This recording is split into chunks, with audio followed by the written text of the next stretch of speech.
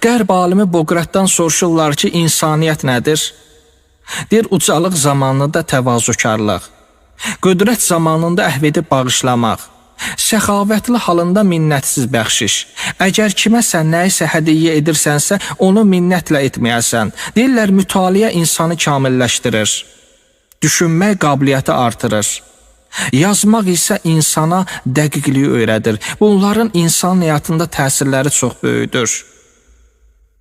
İmam Musa Kazım əleyhissalam deyir ki, mən istəvə yavməhu fəhuvə məğbunun və mən kanə axiru yavməhi şərrəhumə fəhuvə məl'unun və mən ləm yərifi ziyadətə fi nəfsihi fəhuvə fi nöqsanin və mən kanə ilən nöqsan fəl-məvd xeyrul ləhu minəl həyat.